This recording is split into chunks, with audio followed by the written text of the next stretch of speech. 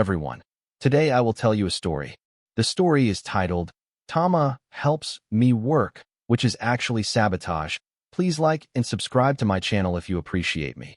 You can skip this if you don't and oppose. Like this video. Thank you very much. The story begins as follows. This morning started like any other productive day in my daily vlog life. I made a cup of coffee, opened my laptop, and sat down at my desk with a confident smile.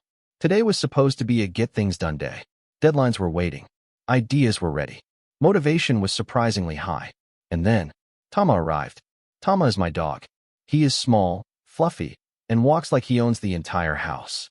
When I sat down to work, he looked at me from the doorway with bright eyes and a wagging tail. That look clearly said, I'm here to help. At first, Tama was polite. He lay down near my chair and watched me type. His head rested on his paws, and his ears twitched every time I clicked the mouse. I thought, wow, Tama is being so supportive today. I even felt more focused, knowing my dog was quietly cheering me on. 5 minutes later, Tama decided quiet support was boring. He stood up, walked over, and gently placed his paw on my knee. I ignored it. He placed both paws on my knee. I still tried to type. Finally, he jumped onto my lap like a fluffy surprise I did not order. Now I had a dog sitting between me and my keyboard, staring at the screen as if he was reviewing my work. Every time I typed, his nose moved closer to my fingers. He sniffed the keyboard, licked one key, and somehow pressed random buttons with his tail. This was no longer teamwork. This was sabotage. Once Tama realized he had full access to my workspace, he fully committed to his role as assistant. His first move was to knock over my notebook. Papers fell everywhere. He watched them fall with great satisfaction, like an artist admiring his masterpiece. Next, he grabbed my pen and ran away. I chased him around the room, filming part of it for my vlog because, honestly, this chaos was content. Tama ran in circles, tail wagging, pen in his mouth, clearly proud of himself. When I finally got the pen back, Tama decided it was time for a break. My break. He pushed his toy under my chair and stared at me intensely. I told him, Tama, I'm working. He responded by barking once, softly, like he was saying, exactly. You're working too hard. I tried to return to my laptop, but Tama wasn't done. He climbed onto the desk. Yes, onto the desk. He sat directly on my keyboard.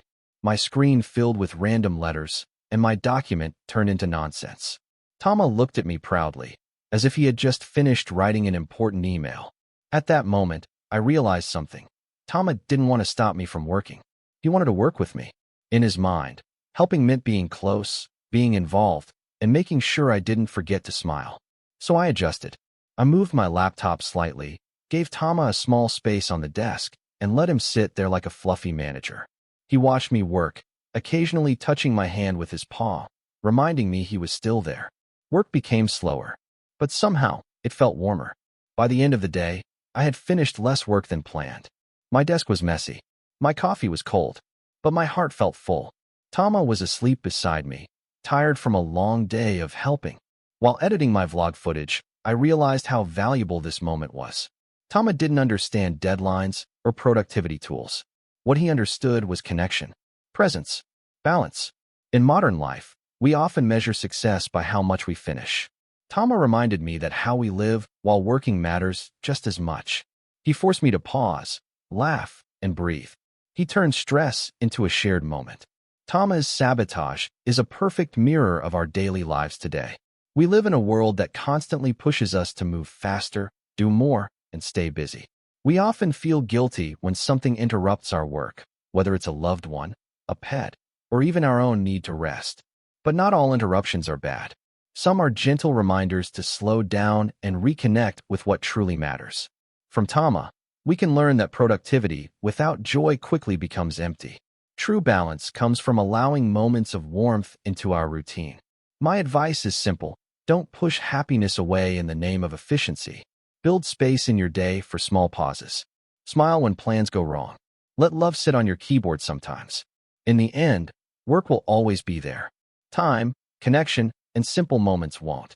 Like Tama, life may not help us the way we expect, but often, it helps us in the way we need most.